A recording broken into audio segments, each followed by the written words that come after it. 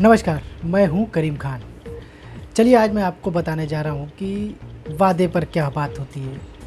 हमारे देश की जनता के अंदर एक बहुत हमारे खासियत है हमारे देश की जनता में कि वादा जिससे भी कर लेते हैं उससे आखिरी दम तक प्यार करते हैं और जिसको अपना भगवान मान लेते हैं, अपना मान लेते हैं, अपना सब कुछ मान लेते हैं, उसके लिए जान देने के लिए भी तैयार हो जाते हैं। जैसे कि आप देख सकते हैं कि अभी जाने जा रही हैं लगातार, लेकिन मजाल है किसी की कि उनको कुछ कह सके, क्योंकि ये प्यार है हमारे प्रधानमंत्री के प्रति, हमारे देश की जनता का प्यार है जो देखने को मिल रहा है।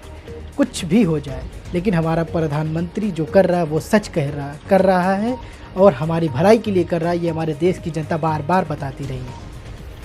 चलिए अब हम आपको बताते हैं वादे की बात। हालांकि हम तो ऐसे नहीं हैं, हम अगर किसी से वादा करते हैं तो हम पूरा करने की कोशिश करते हैं। इसीलिए मैं किसी से वादा आज तक करता ही नहीं, मैंने अभी तक किया ही नहीं, क्योंकि मुझे मालूम है कि सामने वाला बेवकूफ़ नहीं है। अगर मैं उससे वादा करूँगा तो वो मेरे पीछे पड़ जाएगा, मुझे परेशान कर देगा और बिना अपना वादा पूरा कराए वो चैन की सांस नहीं लेगा। इसलिए मैं सामने वाले को बेवकूफ़ ना समझते हुए मैं किसी से वादा नहीं करता। लेकिन अब मैं आपको बताने जा रहा हूँ हमारे देश के प्रधान सेवक की बात कर रहा हूँ, जिन्होंने 2014 से लेके 19 तक वादा बहुत किया है। मैं 3 वादा सिर्फ बताऊँगा और वो वादा आप समझिएगा कि कितना वादा पूरा हुआ है। सबसे पहले आप ये वीडियो देखिए। दिल्ली सरकार 1.25 लाख करोड़ रुपए का पैकेज देगी।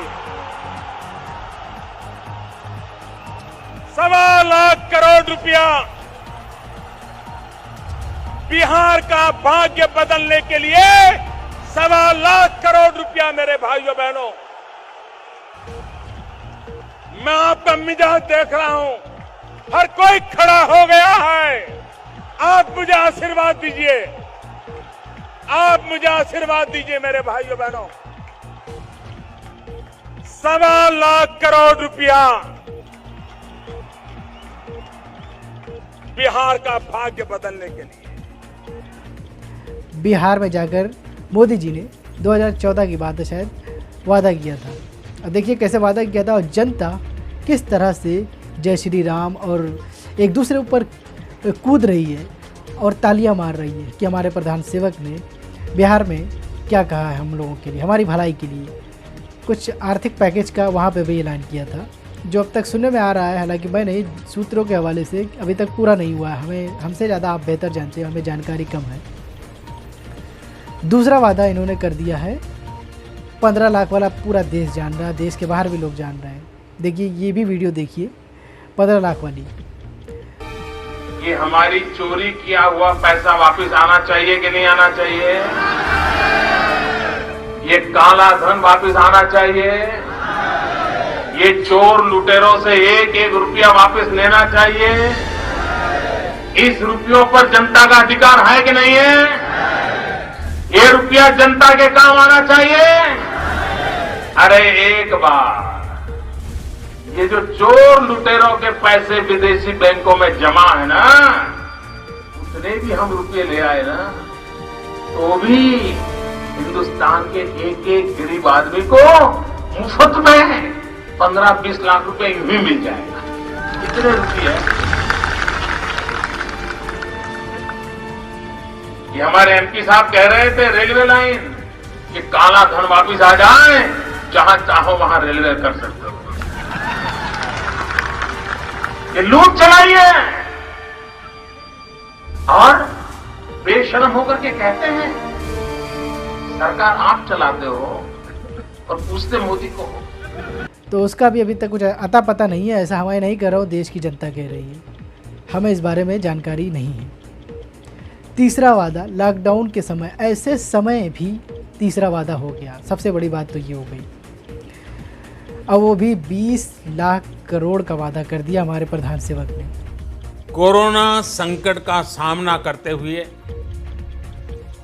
नए संकल्प के साथ मैं आज एक विशेष आर्थिक पैकेज की घोषणा कर रहा हूं। ये आर्थिक पैकेज उसे जोड़ दें तो ये करीब करीब 20 लाख करोड़ रुपए का है। 20 लाख करोड़ रुपए का है। ये पैकेज भारत की जीडीपी का करीब करीब 10% है।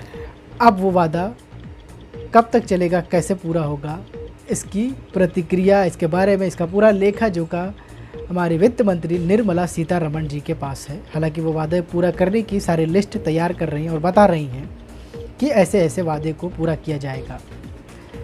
अब कुछ लोग अभी वादा पूरा हुआ भी नहीं है। कुछ लोग कहने लगे कि जो है इस वादे में कुछ 20 लाख करोड़ का जो वादा किया है आर्थिक पैकेज का, इसमें कुछ चीज़ें पहले से ही ये आर्थिक पैकेज का ऐलान हो चुका है, जिसका अभी तक कुछ हिसाब किताब किसी को मालूम नहीं, और उधर उसमें ऐड हो गया वो पैसा। गरीब जनता अभी भी रोड पर चल रही है, भूखमरी से देश पूरा जल रहा है। अब तो गरीब मजदूर तो छोड़िए, अब तो मिडिल क्लास वाले भी परेशान होकर राशन की दुकानों में जाकर लाइन लगा रहे हैं और उनको राशन नहीं मिल रहा है, क्योंकि उनको राशन कार्ड की कभी ज़रूरत नहीं मिली, उनको ई पास वगैरह दिया गया, उसके बाद भी राशन नहीं मिल रहा है। तो अब ऐसे लोग भी आ गए हैं राशन की लाइनों में, सरकार के आश्रय हैं, क्योंकि उनका कहना है कि भाई हमारा सब कुछ ठप हो गया, बंद हो गया है। तो ये हमारे देश के इस वक्त के हालात हैं। और हमारे दूसरे जो है हमारे यूपी के मुख्यमंत्री योगी आदित्यनाथ, उनको भी आप लोग बहुत प्यार करते हैं। हमारे दोनों प्रधानमंत्री और यूपी के मुख्यमंत्री को मुझे जहाँ तक पता है कि हमारे देश की जनता बहुत प्यार करती है, बहुत ज़्यादा अनगिनत प्यार करती है, जिसका मैं यकीन आपको नहीं दिला सकता। तो इन्होंने अभी कुछ दिन पहले एक CAA करके कुछ मामला चल रहा था, शायद ये मामला बहुत ज़्यादा तूल पकड़ लिया था। तो कुछ लोगों ने कहा, मुस्लिम समुदाय के लोग ने इसका विरोध किया है और ये कानून वापस लेना है। तो उसमें योगी जी भी भाई अच्छे आदमी हैं, हमारे योगी जी ने कहा कि ऐसा कैसे, हम तो देश की भलाई के लिए कर रहे हैं सब कुछ, तो देश की भलाई के लिए। और वो महिलाएं जो है इसका विरोध करते हुए रोड पर आ गए। करीब सुनने में आ रहा है 105 या 100 दिन लगातार इन्होंने घर के बाहर, ज़्यादातर मैंने सुना है कि मुस्लिम महिलाएं जल्दी बाहर नहीं निकलती हैं। और उन्होंने क्या किया, 105 दिन या 100 दिन कुछ देश की महिलाएं पूरे देश में प्रदर्शन करने रोड पर उतर आई। योगी जी ने भी भाई बोल दिया कि भाई ऐसे कैसे, तो उन्होंने विवादित बयान क्या दे दिया। ऐसा लोग कह रहे हैं कि विवादित बयान है, हमें तो समझ में नहीं आया कहाँ से विवादित बयान है। और अब तो इन लोगों में इतनी भी हिम्मत नहीं रही कि लोग स्वयं आंदोलन करने की स्थिति में हो, क्योंकि इन्हें मालूम है कि अगर तोड़फोड़ और आगजनी करेंगे तो इनकी प्रॉपर्टी को भी जब्त करवाने का कार्य करेंगे। अब इन्होंने क्या किया है, अपने घर की महिलाओं को चौराहे चौराहे पर बिठाना प्रारंभ कर दिया है। बच्चों को बिठाना प्रारंभ कर दिया है। कितना बड़ा अपराध कि पुरुष घर में सो रहा है रजाई ओढ़ करके और महिलाओं को आगे करके चौराहे चौराहे पर बिठाया जा रहा है। कितना लज्जाजनक है कांग्रेस, सपा और वामपंथी दलों के इन लोगों के लिए। तो अब देख रहे हैं आप, जो है हाल ही में ये चल रहा है, 40-45 दिन हो गया है लॉकडाउन का, और उसमें देखिए कि कैसे महिलाएं छोड़िए, पुरुष छोड़िए, बच्चे छोड़िए, सब के सब जो है देश में पैदल चल रहे हैं। हालांकि वो तो कोई तपस्या तो वो कर नहीं रहे, यही उनका कोई मौन व्रत, ना ही उन्होंने कोई मन्नत मांगी है जो इस तरह की चीज़ें कर रही हैं। देश की महिलाएं, पूरे देश की महिलाएं अब रोड पे चल रही हैं, गरीब हैं हालांकि। तो गरीब का इस्तेमाल हमेशा हुआ है, गरीबों की सुनी नहीं है। अब गरीबी पर राजनीति भी हुई है हमेशा। तो अब योगी जी कुछ बोल ही नहीं रहे हैं कि जो है, बस ये कह रहे हैं कि जो है मैं आपसे निवेदन करता हूँ कि आप बाहर मत निकलिए और पैदल मत जाइए, हम आपका इंतज़ाम कर रहे हैं। सुनने में आ रहा है कि 300 के पार तो पैदल चलते चलते ही रास्ते में दम तोड़ दिया। अब इसमें कितना सच है, क्या रिपोर्ट है, इस बारे में अभी सही जानकारी नहीं है। कुछ लोगों ने बताया है, सूत्रों के हवाले से ये खबर है। तो अब तो पूरे देश की महिलाएं रोड पे आ गई हैं, बच्चे को हाथ में लिए, सर पे टोकरी लिए हुए हैं, झोला लिए हुए हैं, वो जो है बाहर चल रही हैं। तो इस पर योगी जी जो है समझ में नहीं आ रहा है कि क्या कर रहे हैं, कैसे उनको कंट्रोल किया जाए, कैसे उनकी सुरक्षा दी जाए, कैसे उनको सुरक्षित घर पहुंचाया जाए। उसमें तो योगी जी ने बोल दिया था। अब इसमें जो है क्या कर रहे हैं, हालांकि काम इनका चल रहा है, बहुत अच्छे से काम कर रहे हैं योगी जी, और लगातार प्रयास कर रहे हैं कि इस लॉकडाउन के चलते कोविड-19 की महामारी से हम लोग लड़ेंगे और जीतेंगे। ये लगातार उनके ट्विटर हैंडल से आप देख सकते हैं, इस तरह की सूचनाएं आपको मिलती है बाकायदा। तो यही सारी चीज़ बताना था आपको। फिलहाल देखिएगा, हाँ, वादे की जहाँ तक बात है, वादे को समझिए कि वादा कैसे पूरा होता है और वादा किन किन लोगों से किया जाता है। हम तो किसी एक से नहीं कर सकते, क्योंकि हमें मालूम है कि आजकल हर नागरिक देश का शिक्षित है और उनका खुद का दिमाग है। वो बता सकते हैं कि हमें किस चीज़ से लाभ है, किस चीज़ से नुकसान है, ये वो अच्छे से समझ सकते हैं। इन्होंने पूरी देश की जनता से वादा कर लिया है। पूरे देश की जनता से वादा करना मामूली बात नहीं है। देश की जनता सरकार चला रही है, सरकार के हिसाब से हमारे देश की जनता समझ लीजिए इस वक्त चल रही है।